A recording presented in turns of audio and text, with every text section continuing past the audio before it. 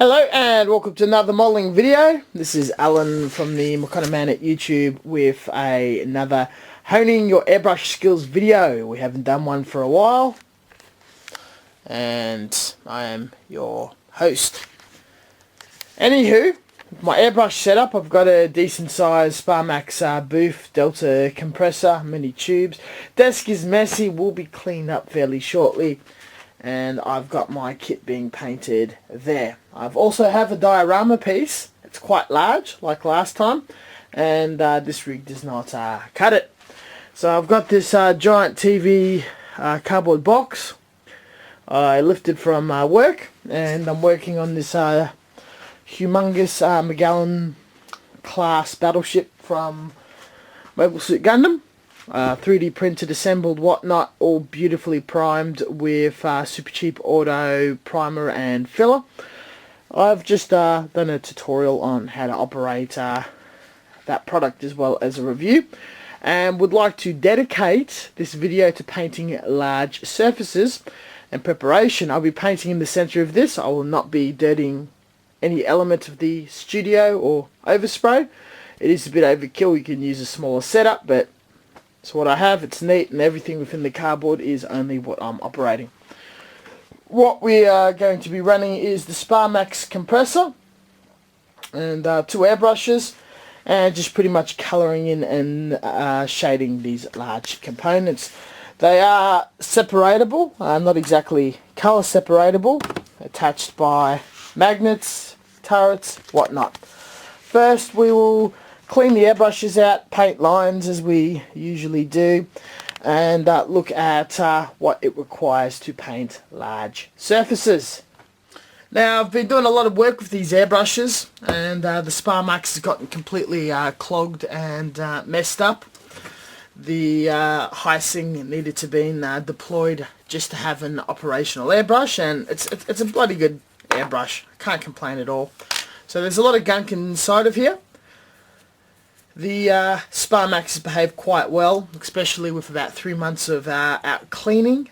Constantly pulling it apart and giving it a quick wipe down and assembling it has got me out of trouble. And I can see that just some components have stuck together, and there's just a mass amount of mixed paint and grease, which is a tad disgusting. And everything is very, very tight fitting. So there's a lot of dried paint, gunk, whatnot. I've been spraying a lot of Pledge Future Floor through it, and that has not done me any favours. Now, even though I've been doing this honing your airbrush skills video for a while, it's gone from a tutorial thing for intermediate modelers more into a airbrush vlog, which is completely cool. And we'll just run through just some of the raw bare basics. It never hurts to go through the beginning to remind us why some basic things might be going wrong, and for us to fix it. Any thread's really tight, it's never a problem to use pliers. You've got the grippy bit there, so you won't ruin the finish of your airbrush, to just loosen the tightening bit. I can't believe there's actually paint that's even gone down the air valve.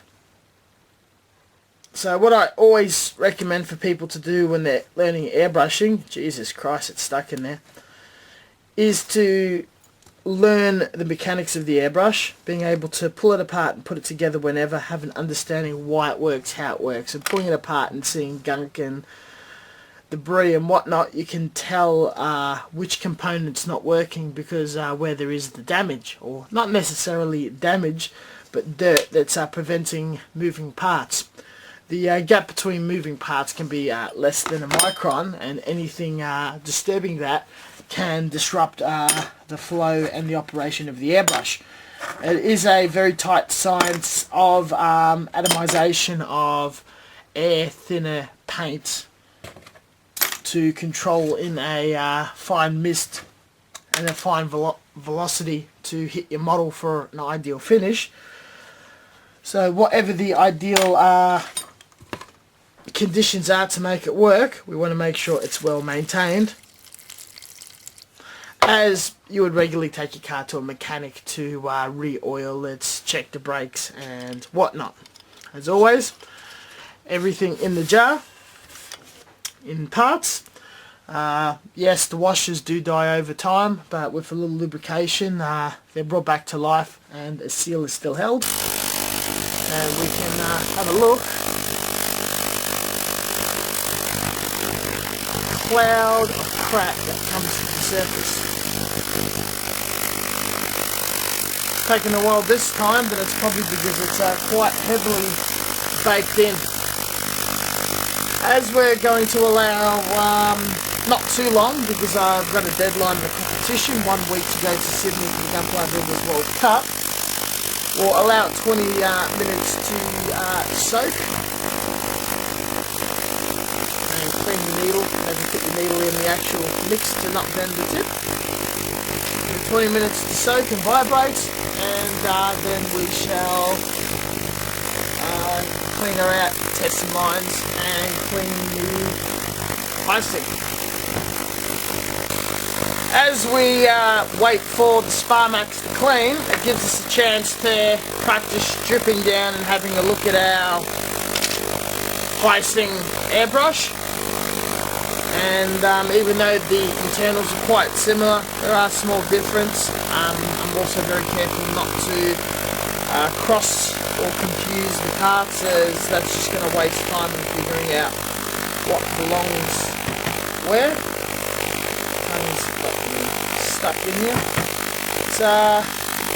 Hseng's not the quickest and easiest to maintain due to the internals not being overly too clever, though due to how affordable it is excellent not only as your first airbrush, but just a backup.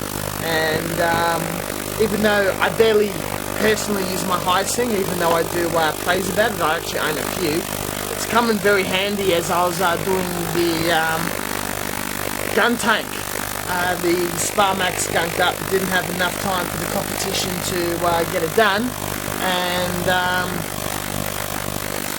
I just plugged the Hseng in immediately and started airbrushing that immediately, and I just had the Sparmax sitting around for about 3 weeks unused until now. And it's just absolutely convenient. The amount of times on Facebook and I hear other modelling friends just panic just before a competition because the airbrush just packs up and you can't really afford to spend $100 to $150 to airbrush and having 2 or 3 of them. 20 bucks, absolutely ideal. Just a quick comparison: top high Sparmax, the bottom the Hseng.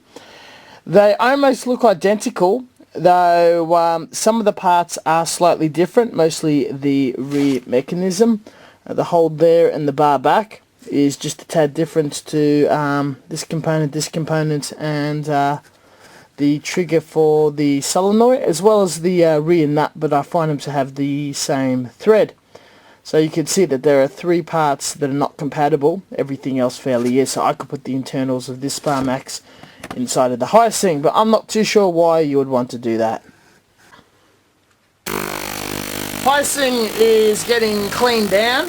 I'll just use the same thinner because it's still got a fair amount of strength left. The vibration will guarantee that none of the sediments or the crap will actually go in the components. Again, with the ultrasonic cleaner, it vibrates about 15 times, between a few to over 20 a second, and just shakes and aggravates things until it eventually leaves and slides off the smooth body of the airbrush and mixes in the general realm of the thinner. With the nozzle removed, the holes are big enough for every bit of debris and dried paint to actually leave the airbrush.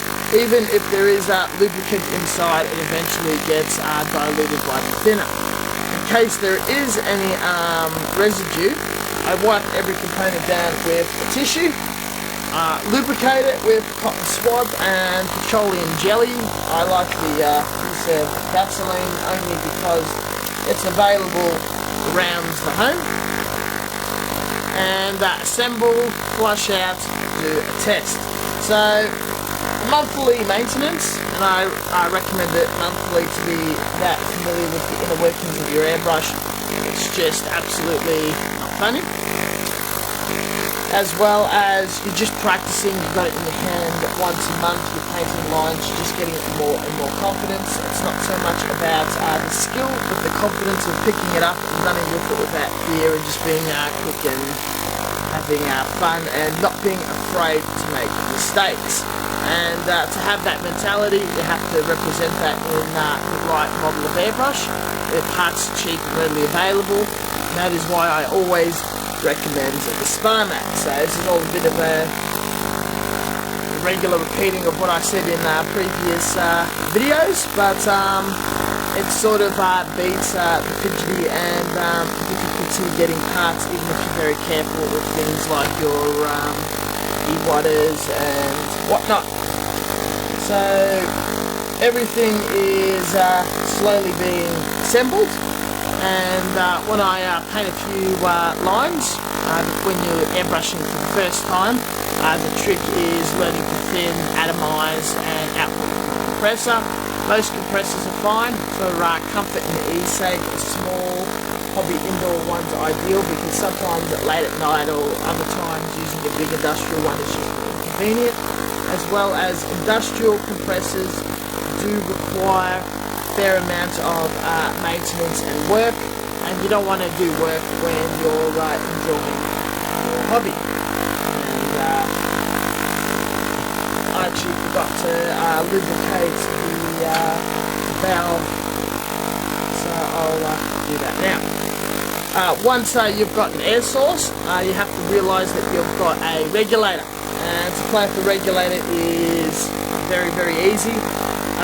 Two ways to read the regulator is you want to know how much PSI is held within the tank, that's the reading, and then how much PSI you have of flow when the airbrush has the button pushed down and air is escaping. The reading that you want when they're talking about airbrushing, use 22 PSI, 16 PSI, whatever, is flow PSI, what's running out of the compressor, out of the airbrush.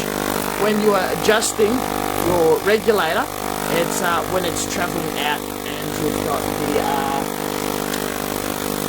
trigger down. The amount of people that approach me and say that I get either 0 or full on my regulator and I don't know how to use it to get 22 or 16 or whatever, I just have to remind them that that's the correct way of reading the pressure gauge, as well as manipulating the regulator. You don't know if you're opening or closing enough unless you're actually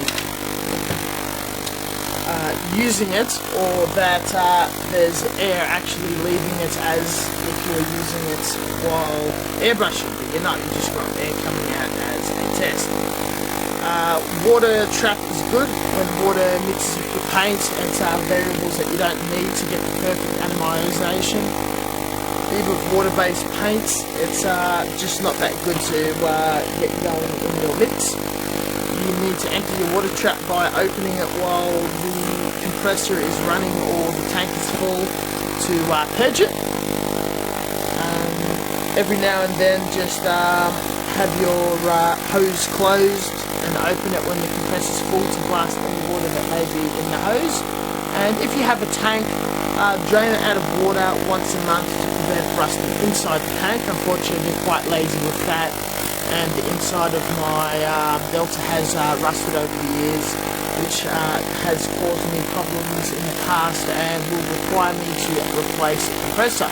With my future setup, I will be demonstrating a way that you can have a tank, not requiring on a steel one, and that will be very cheap and easy to replace in the future, so definitely stay tuned to that. We've got the compressor hooked up, we have an air source, everything's going well. We need to thin paint. Most flat paint is thinnable, you need to thin it according to its base, being water-based, acrylic, enamel and lacquer. You need to, very importantly, know that fact before you mix. That will ruin the formula of atomizing, and you're not going to get a good result. As well as a ratio that works for you or works universally. generally googling ratio will give you a ballpark figure.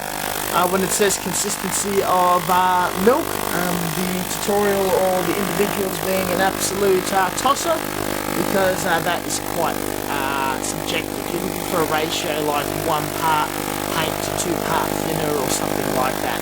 Generally, acrylics do not require a lot of thinner, where solvent base like enamel and lacquer that evaporates quite quickly needs a lot more thinner and a higher ratio. So don't be surprised to see something like one might be 1 part thinner or 2 part thinner to 1 part paint, where acrylics is 3 or 5 part paint to 1 part thinner, so a tiny amount of thinner. And the higher the velocity or thinner your paint is, the lower you lower your PSI. And if you have a thicker paint, generally a higher PSI. Practicing and doing tests until you find your own mix and you're ready to go. When you've got the perfect paint mixture, you do it externally from the airbrush, so the bottom is not thick. If you put paint in the airbrush, it's going to clog the bottom, and put thinner on top, it's not going to mix evenly, and you clog the tip. You want to have a perfect consistency. You mix it externally in a small glass jar, pan, whatever, add, and you're ready to go.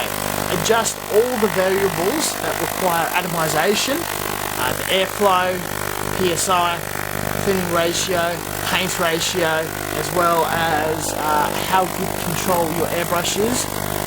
Thinning ratio more or less thinner, air ratio more or less PSI, how much paint you got in the jar, and you should have something coming out. Generally, when you type in a tutorial or troubleshooting, airbrush troubleshooting, it gives you an idea that if you get fisheye, a ton of little dots that appear on your finish, you've got some sort of issue with the paint or the surface of the model. The surface of the model should be free of dirt and grease. Give it a bit of a scrub, a little bit of wash. A lot of people wash the runners before they build your model. If you're going to build your model, do it after construction, set the resin. After construction, wash your resin for the second time maybe. If you're getting a gritty texture on your paint, the paint is drying before it hits the model. Atomization is not quite right. You bring your airbrush closer while spraying, you add more thinner. That generally fixes that problem.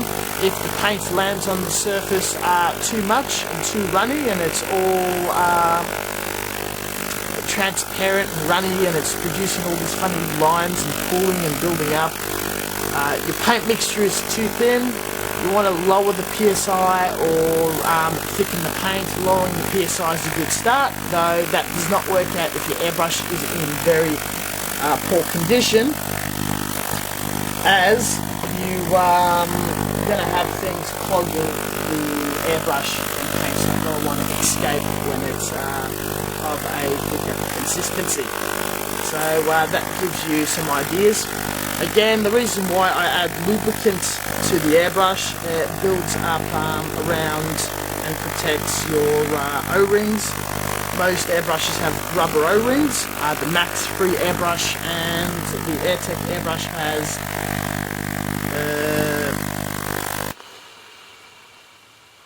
Teflon O-rings. This is resistant to thinner, it won't break down, won't really need replacement. So that would be ideal if lacquer and enamels is your stick. So I definitely recommend those two brands as a user of them. But as you get paint bypassing your aging O-rings and it gets into the internals and whatnot, the tiniest dribble of paint in the internals will adhere and stick to the metal, and it's going to stop all articulation and operation of the movement of metal and metal. Metal does not like to rub and move against metal. Generally metal... Oh, I'm having a bit of problem with the tongue. Metal does not like to rub against metal, especially if there's something that's going to glue the two together. The lubricant guarantees are going to slide smoothly in between. air's not going to rush through, paint's not going to rush through, and if the paint does seep in, it's going to mix with the lubricant, and it's generally going to just colour lubricant and never dry, because it's constantly wet and it's constantly stuck in this oily, greasy substance. People say, what if it goes past the O-ring and mixes with the paint? If you flush your airbrush a few times with thinner, it should have no reason to have any residue left over, and your paint will have no problem adhering to your model. If the ever so slightest molecule or two gets through, like what's that going to do? Absolutely nothing. And just how smooth the operation is, I finally assembled it. We did it fairly quickly as going. It feels like a brand spanking new airbrush. It will take a month of wear, tear and abuse for the lubricant to dry, but you're just going to get beautiful, fine, really nice flow, use, control, ingredients and airbrushing. I will need to run through air just in case the lubricant might have blocked the air solenoid a bit, and just do a few passes, a few tests, wear it in. Then she is effectively ready for paint. Going to finish cleaning the icing, and we'll do some lines. So it's all good. I'm going to turn it on. Going to run a little bit of thinner through, and I've actually got a bit of a regulator going on. It's a cheap and nasty job, but does the trick. And turn it off just to put the thinner in.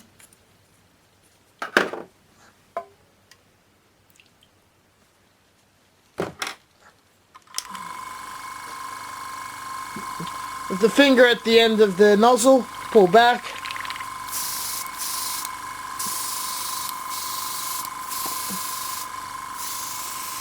Spraying beautifully, so we spray some of that thinner out. And then we'll add a little bit of blue paint.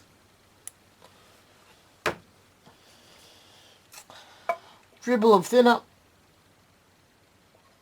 I'm going for a 2-part paint, 1-part thinner ratio. The paint is already fairly watered down.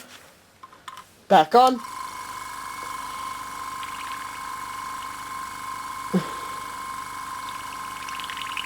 And let's see if it's any good.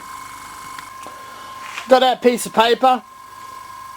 Down for air, back for paint.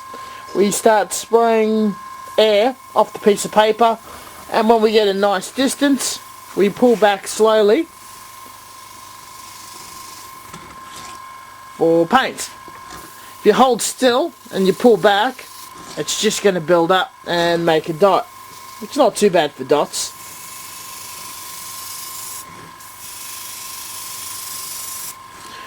Now we're getting funny pulsations because the air is coming out of the compressor direct. There's no storage, so we're relying off every pump.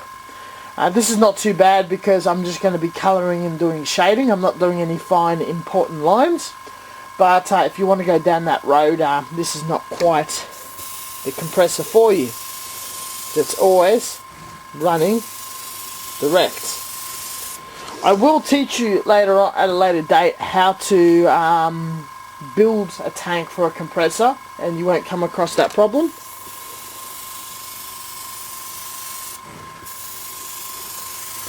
But it's all good, so we can get it. We're getting good lines out of our airbrush. I can shade no problems. I'm fairly happy I don't have to show off too much in lines. The airbrush is working sufficient enough to paint a solid surface, and if I want to do that at the bottom of this component, it's not running, it's colouring quite nice. If we were to paint an object, however, if you did that, it will get quite splotchy. The correct way is to hold back and just get an even colour in like that, shade it on, make it transparent, and you just keep doing it over and over again until it builds up. And you're going to have a fairly much more intense colour. Then you're going to have the blotchy effect over there by going really close and just colouring. Some areas will be dark, some areas will be light.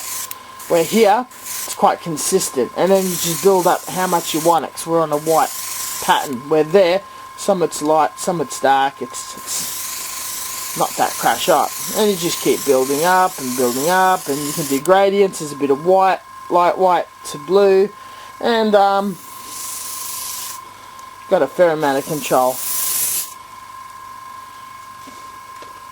When you're emptying your airbrush or changing colours, you're finishing up, you throw your paint out or you put it back in your jar. Lacquer, you should never really throw the paint out because it's not much of a chemical change. It just gets wet or dry. Acrylics will give you problems. Enamel's not too bad. So we've got paint in the cup. My usual method is to give it a bit of a wipe down and a wipe out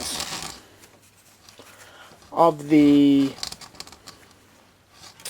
cup. Tiny dribble of thinner, just to get whatever paint out of the very top. Now I like to have the back removed so I can just take the needle out whenever I feel like it. Always be very careful. If you do any damage to the nozzle or the needle, the part will have to be replaced, as it will not atomize. The tip and how much paint is reliant on the needle and the nozzle, and that's where the business end is. We also want to keep it straight, keep it clean. If it does bend, get a knife and just draw it across until it unhooks, goes straight. You can very gently, in a honing a knife situation, sand the tip of a needle. I've got a video somewhere in this series how to do that.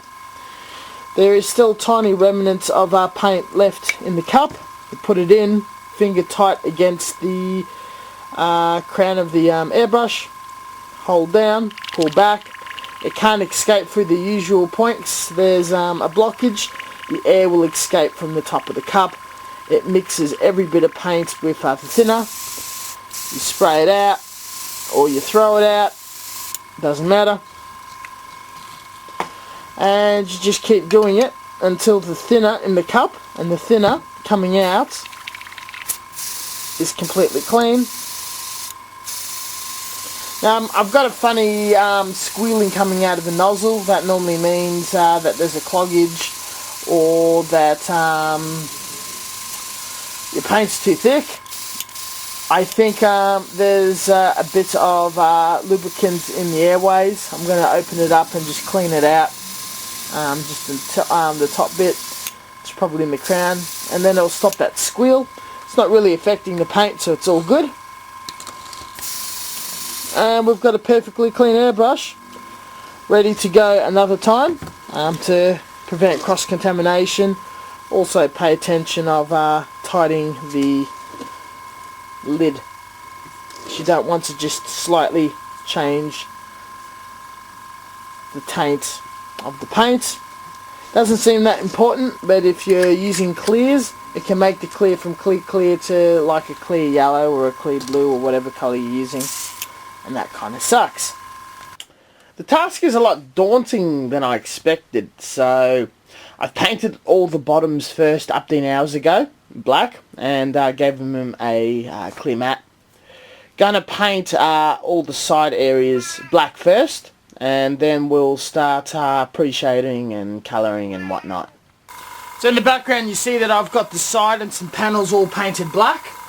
I have Mr. Surfacer 1500 thinned in the airbrush, which the only reason why I'm using a primer on the primer because it's a lot cheaper than black paint. And we will colour in a panel as efficiently as possible. So I'm trying to do most things free-handed, so I'm just going to box it in.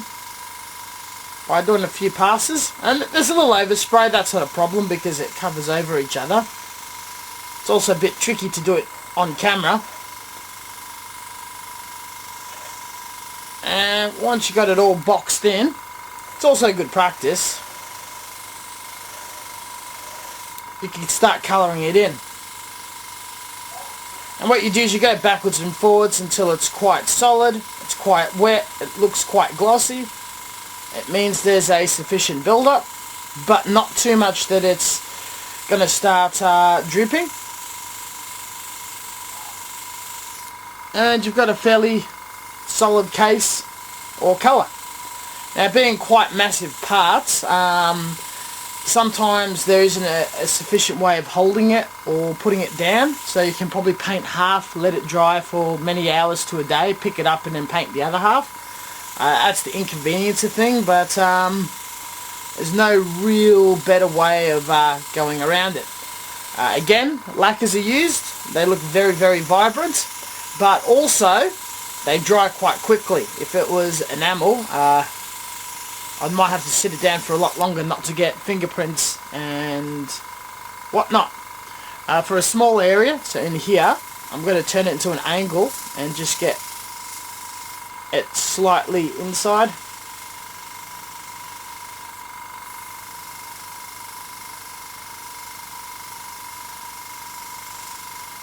And the idea is just to blacken it out so I can paint the inside, paint the outside.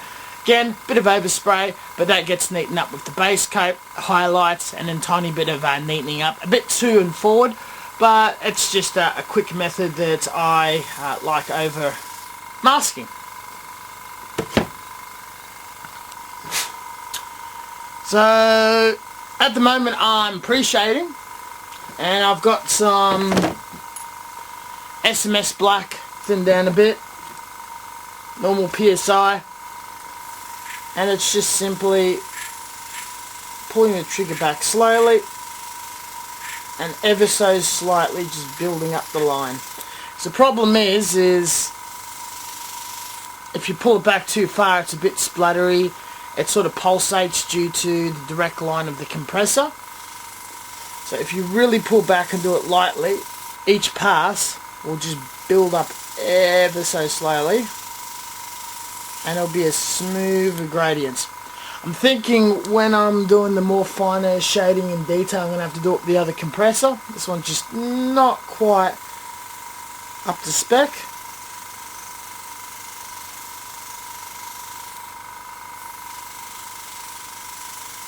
And you get the idea. With pre-shading, how that works is I put a black line down on a grey primer, then I colour in between the black lines with the base colour, pull back shade, and I'll have these faint lines. I'm going to do some further shading, and then I might post shade a little more black or maybe another colour to just rebuild up whatever's been lost from further shading. But you guys get the idea. It does not have to be very neat. The initial black lines can just be however. It's the colouring in that has to be a little neater, and then you shade it on and it just blends it into these really faint lines, which we'll see as we go, but I've demonstrated pre-shading here a few times, as well as other channels. And trying to, like, don't just do it really rough and nasty. Actually try doing it as neat as you can. And it's just good practice painting lines and all sorts of things. I'm doing it quite big compared to a smaller kit, but I've just got so much ground to cover, it's pretty much not funny.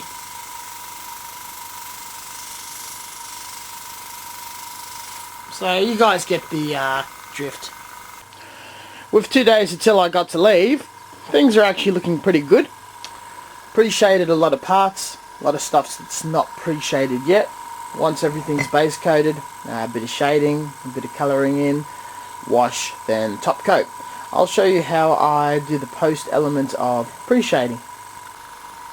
Here's a large piece. We're able to get a fairly consistent line.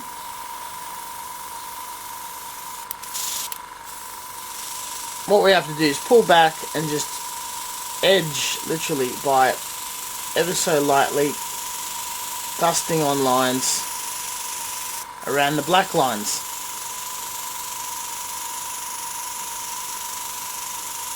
This part we have to do fairly neatly.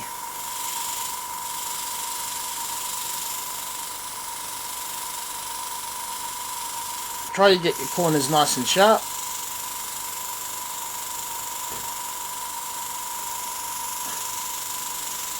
And then you colour it in. But colour it in while still keeping quite a tight point. No overspray. You don't want to get any splutters on the black lines. Don't worry if it pulls a tiny bit. It should dry flat as it is a lacquer base.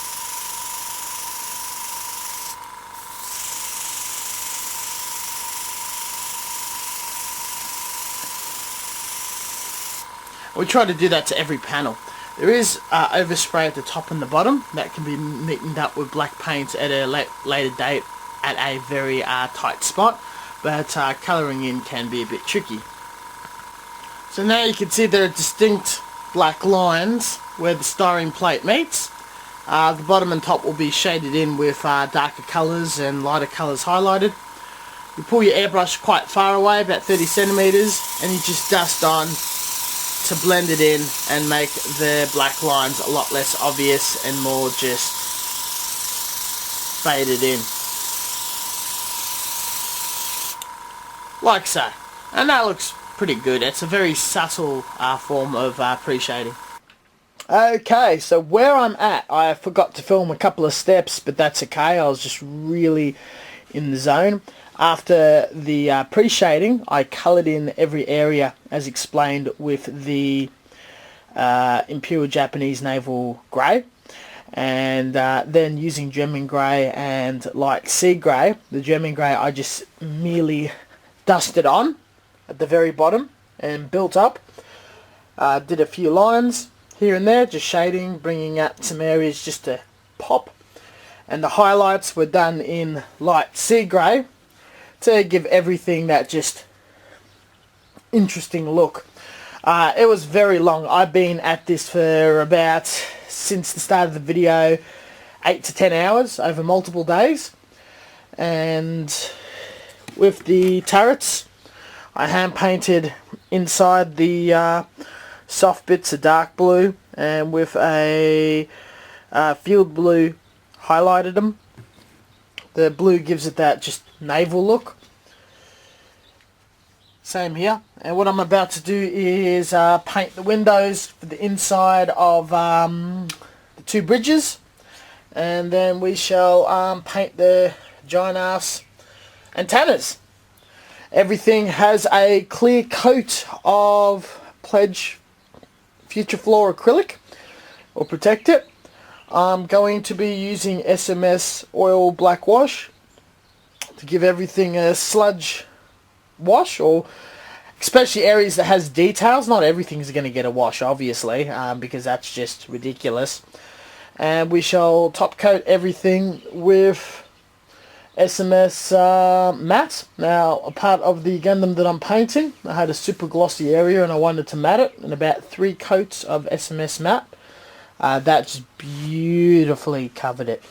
But using this tiny compressor is frustrating. I took the regulator off because it pissed me off. The airbrush is getting a tad clogged, but things are moving along swimmingly. It's about 3 PM. I leave at about 3 AM tomorrow. There is 12 hours before I fly, where this needs to be dried, packed, ready to go. Where things are at the moment, it's doing quite well. I'm hoping to airbrush for another 3 hours, take a break, start packing, start resting, and maybe eat and drink something. This is a photo of the ship completely together.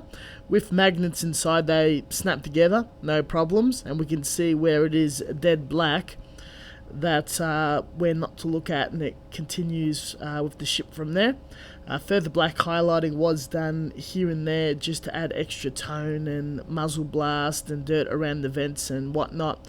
and tiny touch-ups to whiten the upper or highlighted areas.